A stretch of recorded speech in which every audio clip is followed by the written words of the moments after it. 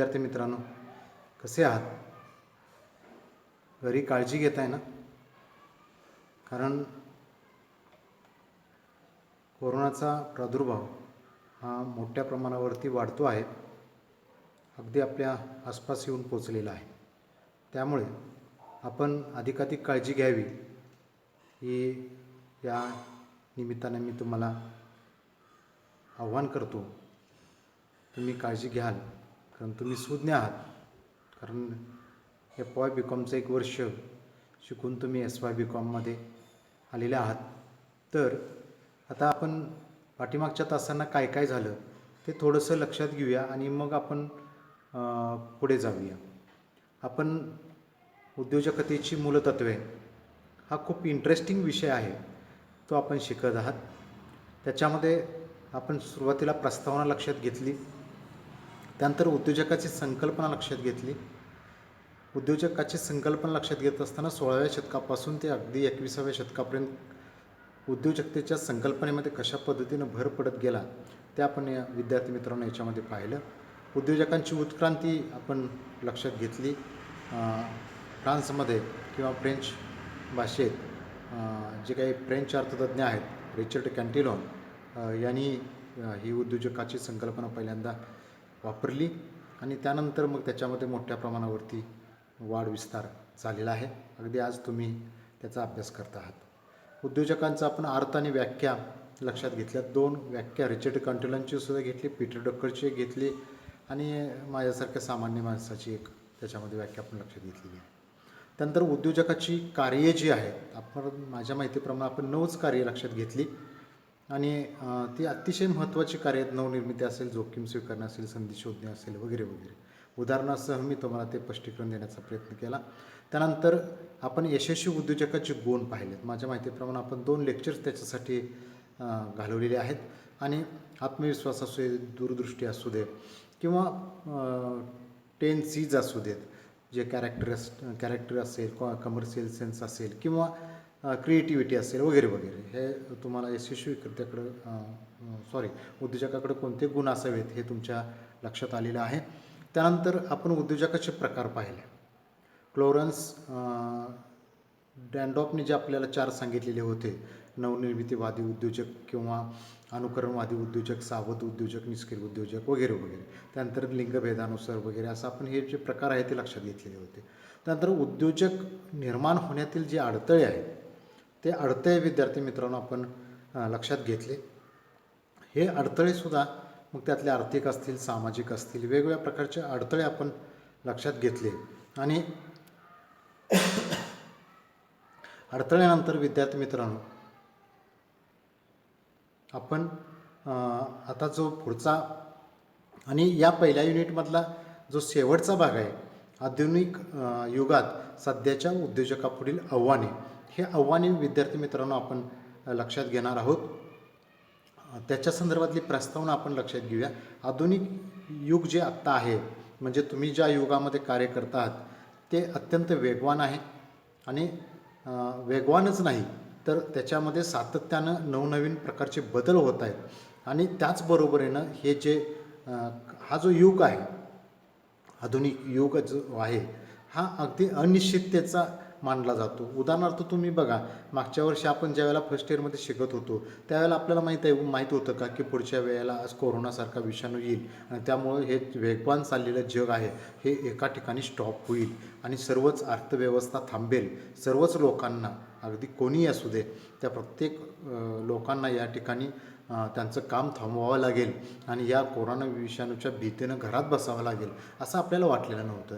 किंबहुना तुम्ही अजूनही आज 7 सप्टेंबर आहे पण अजूनही तुम्ही महाविद्यालयामध्ये येऊ शकत नाही आणि रीतसर वर्गात बसून आपलं जे काही संवाद होतो तो आपण करू शकत नाही. म्हणजे ही जी अनिश्चितता आहे हे आपल्याला विद्यार्थी मित्रांनो लक्षात घ्यावी लागते. त्यानंतर विज्ञान, तंत्रज्ञान, संगणक, इलेक्ट्रॉनिक्स असे सर्वच प्रकारचे क्षेत्र आहेत. ह्या क्षेत्रामध्ये सुद्धा वेगवेगळ्या प्रकारचं नाविन्य निर्माण होतं आहे, बदल निर्माण होत आहेत आणि हे अतिशय गतिमान पद्धतीनं, म्हणजे डायनॅमिक ज्याला आपण म्हणतो त्या पद्धतीनं ते बदल होत आहेत. त्यानंतर संशोधन आणि प्रगतीसुद्धा खूप वेगानं होत चाललेली आपल्याला दिसून येते आणि सर्व लोक जे आहे हे आपले प्रगती करण्यासाठी प्रोग्रेस करण्यासाठी धडपडत आहेत. आणि काही ठराविक सायंटिस्ट मंडळी जी आहेत ही सुद्धा संशोधनामध्ये स्वतःला त्या ठिकाणी गुंतवून घेतलेलं आहे पूर्णपणे त्यांनी. पण भारतासारखी सुद्धा आता अर्थव्यवस्था लक्षात घेतली तर ती मुक्त अर्थव्यवस्था आता होऊ लागलेली आहे. आणि या मुक्त अर्थव्यवस्थेमध्ये सर्व गोष्टी ह्या मुक्त म्हणजे फ्री असं मिळणार असं नव्हे, तर प्रत्येक गोष्टीला जे बंधनं असतात ती बंधनं विद्यार्थी मित्रांनो या ठिकाणी आपल्याला कमी झालेली दिसून येतात. म्हणून त्याला मुक्त अर्थव्यवस्था असं म्हटलेलं आहे. म्हणजे परदेशी एखादा व्यक्ती सहज भारतामध्ये कोणत्याही क्षेत्रामध्ये सहज गुंतवणूक करू शकतो, इतकी आपण मुक्त अर्थव्यवस्था निर्माण केलेली आहे. सरकारी बंधने आहेत, नियंत्रणं आहेत किंवा नियम आहेत, हे सुद्धा कमी होत चाललेली आहेत. प्रायव्हेटलायझेशनचं मोठ्या प्रमाणावरचं युग या ठिकाणी घेऊ घेतलं, त्याचं फायदे आहेत का तोटे आपल्याला माहीत नाहीत. पण या खाजगी क्षेत्राला मोठ्या प्रमाणावरती प्रोत्साहन दिले जात असलेलं आपल्याला दिसून येते.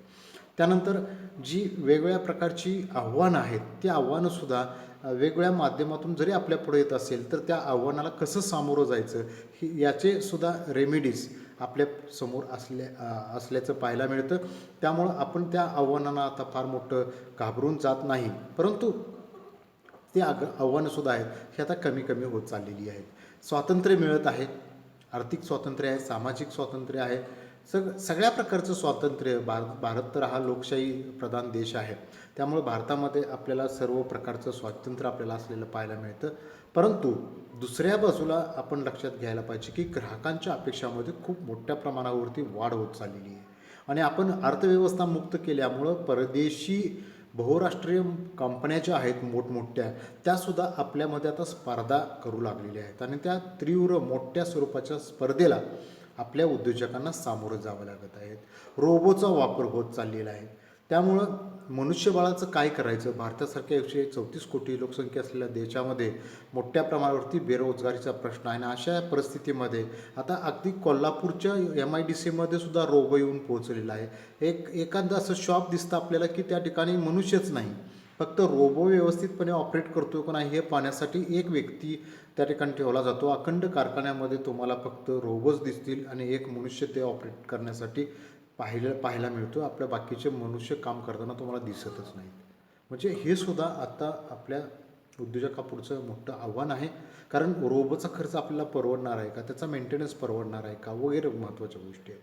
विपणन महत्त्वाचं होत चाललं आहे. ॲमेझॉनसारख्या कंपन्या आहेत, आता रिलायन्स त्याच्यामध्ये उतरायला लागलेल्या आहेत की आता ह्याच्या काही इंटरनेटच्या माध्यमातून ऑनलाईन मार्केटिंगच्या माध्यमातून आता मोठमोठ्या प्रमाणात ग्राहकापर्यंत ह्या मोठ्या बहुराष्ट्रीय कंपन्या पोचायला लागल्या आहेत. त्यामुळं आपल्यासारख्या छोट्या लोकांचा खूप मोठा प्रॉब्लेम या ठिकाणी व्हायला लागला आहे. सोशल मीडिया अनेक पद्धतीनं ॲक्टिव्ह होऊ लागलेला आहे. बऱ्याचशा गोष्टी आता सोशल मीडियाच्याच ताब्यात गेलेत का असा प्रश्न आपल्यापुढं निर्माण होतो आहे. इंटरनेट असेल, माहिती तंत्रज्ञान असेल, हे खूप वेगानं विकसित होत चाललेलं आहे. आणि त्यामुळं विद्यार्थी मित्रांनो तुमच्या माझ्या जीवनमानात आणि राहणीमानात कमालीचा बदल आणि कमालीची सुधारणा प्रत्येक साध्या माणसाला सुद्धा मला वाटतं की मी विमान प्रवास का करू नये वगैरे. छोट्या उद्योजकाला सुद्धा वाटतं की माझ्याकडे हेलिकॉप्टर का असू नये, म्हणजे घोडावर तर फक्तच वापरू शकतात, आम्ही का वापरू शकत नाही वगैरे. आता ही मोठी अपेक्षा या ठिकाणी राहणीमानामध्ये जीवनमानामध्ये सुधारणा झाल्यामुळे होऊ शकतो. प्रत्येकाला 35,000 रुपये 40,000 रुपयेचा मोबाईल पाहिजे, ॲपलचं लॅपटॉप पाहिजे वगैरे वगैरे. त्यानंतर निर्यात वाढसुद्धा मोठ्या प्रमाणावर होत चाललेली आहे. आता कोरोनाच्या पार्श्वभूमीवर ते या दरम्यान आपल्या भारताची अर्थव्यवस्थासुद्धा थोडीशी अडचणीत आलेली आहे. त्यामुळे निर्यातसुद्धा थोडीशी कमी होत चाललेली आहे. आणि याचे काही फायदे काय असतात, काही तोटे असतात, ते सगळे आपल्याला सहन करावे लागतात. आता हे जे एक आव्हान आहे ते आपण थोडंसं डिटेलमध्ये पाहूया.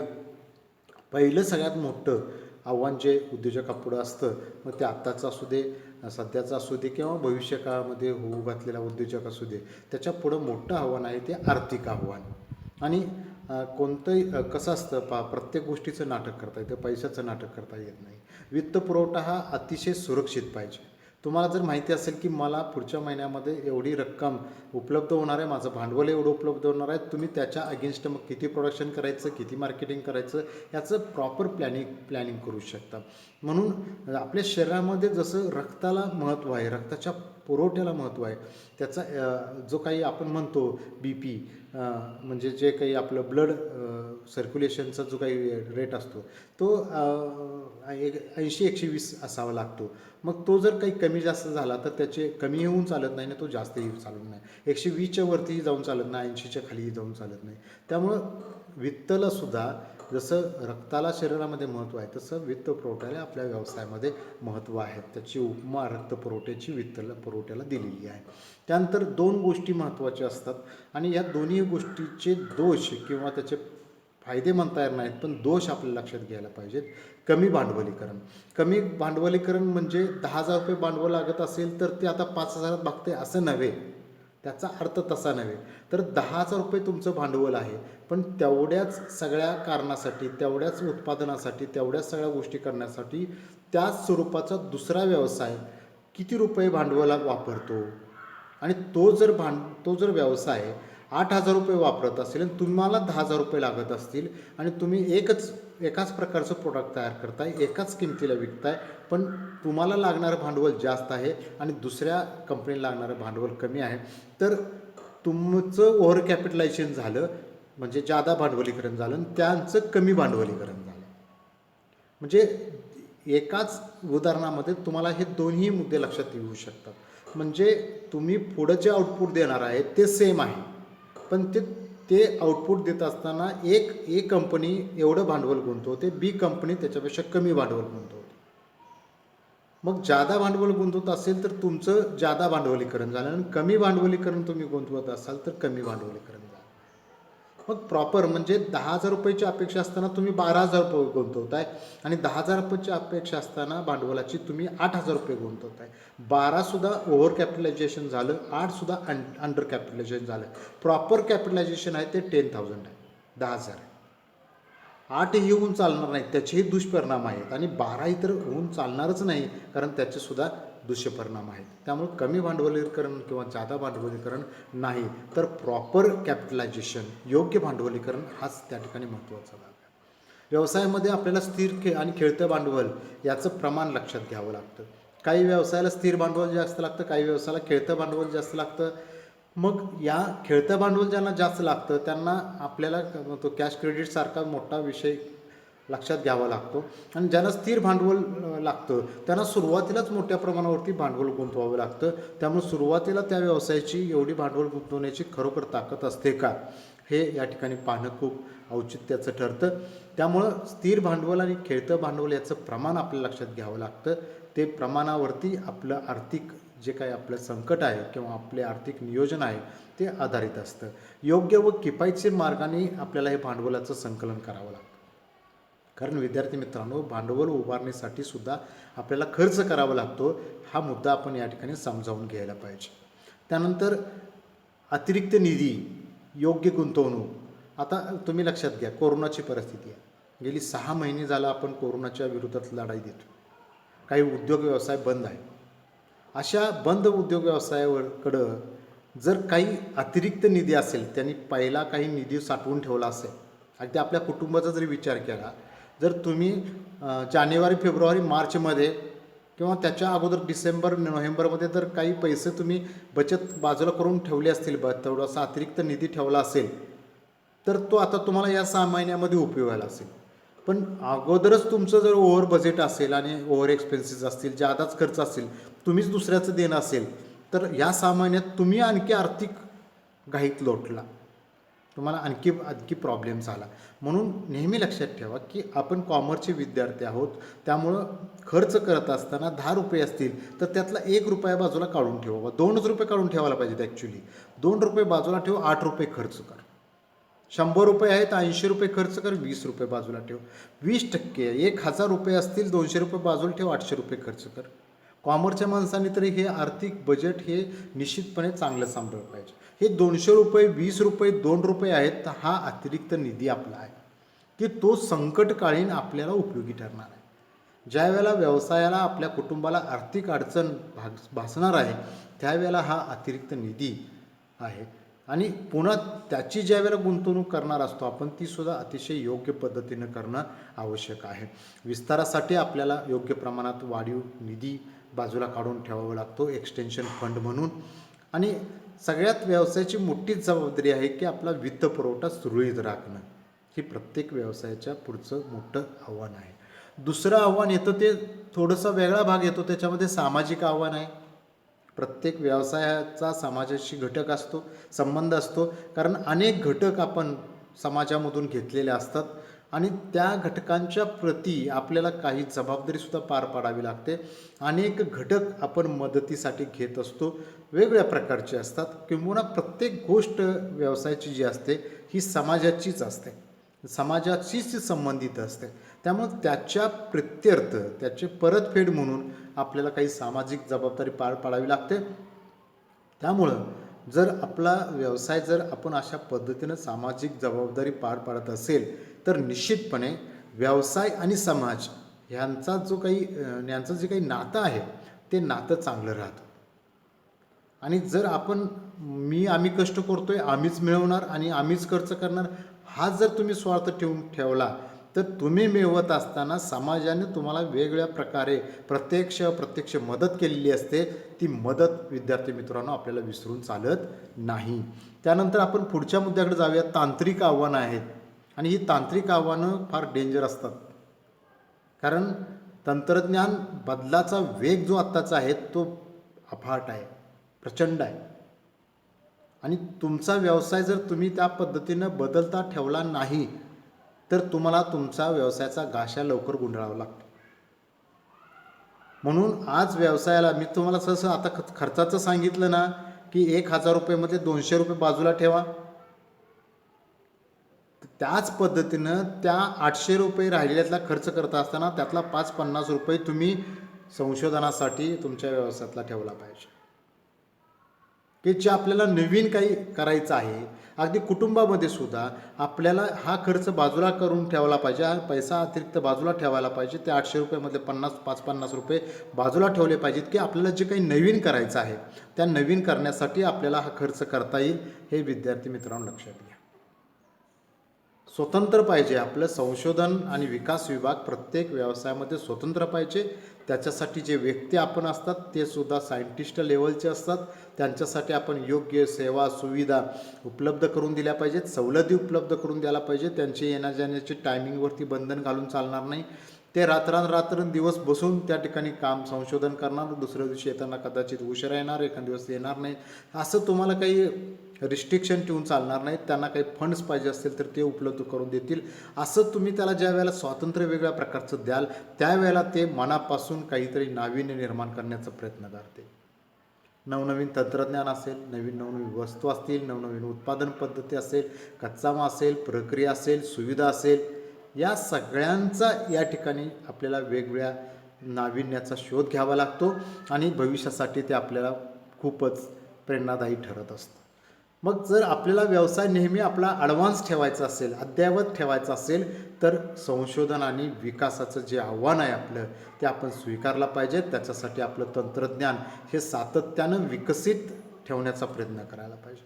या बाबतीमध्ये जगामध्ये एकाच देशाचं उदाहरण देता येईल की तो देश या बाबतीमध्ये खूप ॲक्टिव्ह आहे, अलर्ट आहे आणि तो जगाच्या किंबहुना 10 पावलं पुढं आहे. तो आहे जपान. जपानमध्ये कायजन सारखी व्यवस्था आहे की कंटिन्युअस इम्प्रूव्हमेंट आणि हे अगदी सामान्यातल्या सामान्य व्यक्तीपासून ते त्यांच्या अगदी पंतप्रधानापर्यंत ह्या सगळ्या गोष्टी सातत्यानं तांत्रिकदृष्ट्या ते बदलत असतात. त्यानंतर विद्यार्थी मित्रांनो पुढचं मोठं आव्हान आहे राजकीय आव्हान. आपल्या भारतात तर विचार केला तर अनेक राजकीय पक्ष आहेत. मी कधीतरी वाचलं होतं की 14,000 पक्ष वेगवेगळ्या प्रकारचे आहेत. काही राष्ट्रीय पक्ष आहेत, काही प्रादेशिक पक्ष आहेत, काही पक्ष आहेत त्यांची आपल्याला नावंसुद्धा देखील माहीत नसतं. प्रत्येक पक्षाची विचारसरणी जी असते ही वेगवेगळी असते, भिन्न स्वरूपाची असते आणि त्याचे काही फायदे होतात, काही तोटे होतात, काही अनुकूल गोष्टी असतात त्यातल्या, काही प्रतिकूल असतात. पण जर राजकीय स्थिरता जर असेल ना तर त्याचा नेमका बेनिफिट व्यवसायाला होतो. अगदी विरुद्ध पक्षाचं सरकार असू दे, पण त्यांची नीती काय आहे हे कळतं आपल्याला.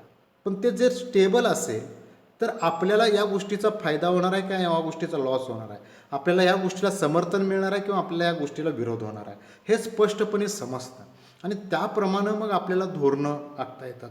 पण वर्षाला जसं आपला सरपंच 6-6 महिन्याला 1 वर्षाला बदलतात, तसं जर सरकार बदलायला लागलं, तिथला मंत्री बदलायला लागला, तिथली सगळी व्यवस्था बदलायला लागली, तर अस्थिरता निर्माण होते आणि त्या अस्थिरतेचा प्रभाव आपल्या व्यवसायाला सहन करावा लागतो. त्यामुळं कोणत्याही पक्षाचं सरकार असू दे, पण ते स्थिर सरकार असणं हे आपल्या उद्योग व्यवसायाच्या व्यापारधंद्याच्या दृष्टीनं अतिशय महत्त्वाचं असतं. त्यामुळं राजकीय आव्हानंसुद्धा, आता हे राजकीय आव्हान असतील वगैरे या गोष्टी तुमच्या आणि माझ्या हातात नाही. आपण मतदार असलो तरी आपलं एक मत आहे, आपल्या एका मताने एवढा किती फार मोठा परिणाम एखाद्या पक्षाची सत्ता पालटण्यासाठी किंवा सत्ता आणण्यासाठी होणार आहे, हा प्रश्न आहे. पण आपलं मतसुद्धा तितकंच महत्त्वाचं आहे, मौल्यवान आहे, आपण ते दिलंच पाहिजे. त्यानंतर पुढचं महत्त्वाचं आव्हान आहे ते जागतिक आव्हान आहे. कारण आपण जग एक बाजारपेठ म्हणतो, जग एक खेडेगाव म्हणतो. त्यामुळे आपल्याला आता जागतिक स्पर्धेला सामोरं जावं लागतं. त्याचं कारण आपण मुक्त अर्थव्यवस्थेचं धोरण स्वीकारलेलं आहे. आपली बाजारपेठ ही स्थानिक बाजारपेठ नाही तर ती जागतिक बाजारपेठ आहे. त्यामुळे जागतिक बाजारपेठेमध्ये काय चालतंय हे तुम्हाला सातत्यानं, तुम्ही लोकल असाल तरीसुद्धा लोकल टू ग्लोबल हे सगळं तुम्हाला बघावं लागतं.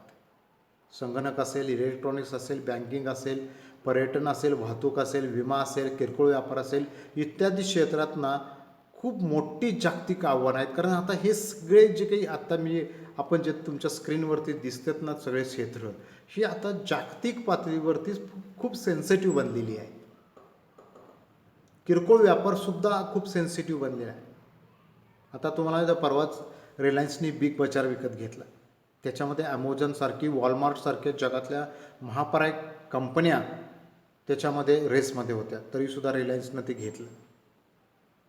खूप मोठा व्यवहार, 28,000 कोटी रुपयाचा व्यवहार झाला. मग अशा कंपन्या जर किरकोळ व्यापारात यायला लागल्या तर आपले सर्वसाधारण असणारे किरकोळ दुकानदार यांच्यावरती त्याचा आज नाही पण उद्या निश्चितपणे परिणाम होणार. आणि विद्यार्थी मित्रांनो, शेवटचं आणि महत्त्वाचं जे आव्हान आजच्या तासाचं आपण बघतोय ते मानवी संसाधनाचे आव्हान. मानवामध्ये उल्लेखनीय बदल व्हायला लागलेले आहेत. कारण उच्च शिक्षणाच्या वाढत्या सोयी असतील, सुविधा असतील, त्यामुळं आता बरेच विशेषतः विद्यार्थ्यांनी उच्च शिक्षण घ्यायला लागले आणि त्यामुळं आपल्याकडे कुशल मनुष्यबळाचा एक संच मोठ्या प्रमाणावरती निर्माण होतोय, एक लॉट निर्माण होतोय. आपल्याला माहिती आहे दरवर्षी किती इंजिनियर्स बाहेर पडतात, किती डॉक्टर्स बाहेर पडतात, किती पदवीधर बाहेर पडतात.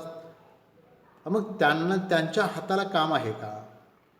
मग तुम्ही नोकरी शोधत बसताय, त्याच्यापेक्षा हा उद्योग व्यवसाय, व्यापार, धंदा छोटासा असं काहीतरी सुरू करून, स्वयंरोजगार सुरू करून आपला रोजगार आपण शोधणं आणि आणखी 4 लोकांना रोजगार देणं, यासाठी तर या विषयाचा अभ्यास आपल्याला आहे. महिला उद्योजकांचं प्रमाण वाढत चाललं आहे. त्यामुळे एका नवीन युगाला सुरुवात होईल. महिला उद्योजक या ठिकाणी मोठ्या प्रमाणात यशस्वी होऊन पुढे यायला लागलेले आहेत. अगदी ग्रामीण भागामध्ये सुद्धा छोटे व्यवसाय करायला लागले. रोबोचा वापर व्हायला लागला आहे. मग रोबोचा वापर वाढत चालला तर आमच्या कुशल मनुष्यबळाचं किंवा मनुष्यबळाचं करायचं काय, त्यांना काय रोजगार द्यायचा, हा मोठा प्रश्न आहे, मोठं आव्हान आहे. आज फक्त कोल्हापूरपर्यंत एका दुसऱ्या उद्योगामध्ये येऊन पोहोचलं आहे. कोल्हापुरात ते परत पुढच्या 4 वर्षात 100 उद्योगामध्ये पोहोचायचं. पलूससारख्या MIDCमध्ये सुद्धा उद्या एखाद्या उद्योजकानं रोबो आणून जर त्याचा वापर सुरू केला तर आम्हाला उद्या औद्योगिक वसाहतीत सुद्धा काम मिळणार नाही. तुम्ही 1-2 वर्षाचा विचार करू नका, पुढच्या 10 वर्षाचा विचार करा. 10 वर्षात का तुमच्याकडं रोबो राहू दे, रोबो तयार करणारं एखादं युनिट पोलीसमध्ये चालू होईल. कुठे आहात? रोबो तयार करणारं एखादं युनिट तुमच्यासारखा उद्योजक या ठिकाणी पलूसमध्ये निर्माण करेल का निर्माण होऊ शकणार होणार ना. तेवढे हुशार युवक आज भारतामध्ये आहेत. तुम्ही नका करू, दुसरे करणारे भरपूर आहेत. पलूसमधल्या एखाद्या युवकाला नाही रोबोचा कारखाना तयार, पुण्याचा येऊन एखादा टाकेल, सोलापूरचा येऊन टाकेल. आता कोणीही कोणत्या ठिकाणी जाऊन उद्योग व्यवसाय करू शकतो, त्याची कोणत्याही प्रकारची बंधनं नाही. भारतात वाढत्या लोकसंख्येमुळे मानवी संसाधन उद्युक्त करण्याचं, त्यांना उद्योग व्यवसाय व्यापार धंदे करायला प्रवृत्त करण्याचं मोठं आव्हान विद्यार्थी मित्रांनो आहे. आणि त्याचे जे काही बेनिफिशरी आहात ते तुम्ही आहात. हे उद्युक्त करण्याचं काम कोणाला करायचं आहे? आमच्यासारख्या लोकांना करायचं आहे. आणि कुणाला उद्युक्त करायचं आहे तर ते तुम्हा लोकांना करायचं आहे. आज हे माझे लेक्चर ऐकतायत, समजा उदाहरणार्थ लक्षात घेऊ की 100 मुलं ऐकत आहेत. उद्या त्यातले 10-20 लोक जरी उद्योजक झाले तरी हा विषय अभ्यासक्रमाला घालण्याचा विद्यापीठाचा हेतू सफल झाला असा. 100च्या 100 करू शकतील, आपण करू शकतात नाही असं नाही. Everything is possible in the world. पण आपण त्याच्यातल्या 20% लोकांनी जरी सुरू केला तरीसुद्धा पुरेसं यश आहे. कारण ते 20 लोक राहिलेल्या 80 लोकांना रोजगार देणार आहेत ना. त्यामुळे 100चा हिशोब बरोबर जुळतो. 50नी केले तर उलट चांगलं जास्तच आहे. पण राहिलेल्या 80 लोकांना रोजगार उपलब्ध आहे का? आणि तो कोण? आपणच एकमेकांचा रोजगार उपलब्ध करणार आहे. तर आर्थिक आव्हान असेल, सामाजिक आव्हान असेल, राजकीय आव्हान असेल, तांत्रिक आव्हान असेल किंवा जागतिक आव्हान असतील किंवा मानवी संसाधनांच्या संदर्भातले आव्हान असतील, ही कोणत्याही उद्योग व्यवसाय व्यापार धंद्याच्या पुढे हे असणारच आहे. आणि याच्यावरती मात करतच आपल्याला आपला व्यवसाय हा विद्यार्थी मित्रांनो अद्ययावत करायचा आहे. त्याचं भवितव्य आपण निर्माण करायचं आहे, त्याचं अस्तित्व आपण टिकवून ठेवायचं आहे. तर आजच्या तासाला आपण एवढी 6च आव्हानं लक्षात घेतोय. उद्याच्या तासाला आपण राहिलेली 6 आव्हानं लक्षात घेणार आहोत. आणि त्यानंतर मात्र विद्यार्थी मित्रांनो आपलं पहिला लेसन आहे तो संपतोय. आपल्याला एक छोटीशी टेस्ट या निमित्तानं घ्यायची आहे. तर तुम्ही थोडंसं जे पाठीमागचं झालं आहे त्याच्यावरती थोडीशी नजर फिरवत राहा. म्हणजे एक दिवस आपल्याला ती टेस्ट घेतल्यानंतर हे जे काही आहे ते आपलं रिमाइंड अभ्यासाचं होऊ शकतं आहे. तर आज या ठिकाणी तुम्ही माझं लेक्चर अगदी शांतपणे एकाग्रपणे ऐकलं, पाहिलं आणि त्याच्या नोट्स काढून ठेवल्या. याबद्दल मी तुम्हाला खूप खूप धन्यवाद देतो. थांबतो.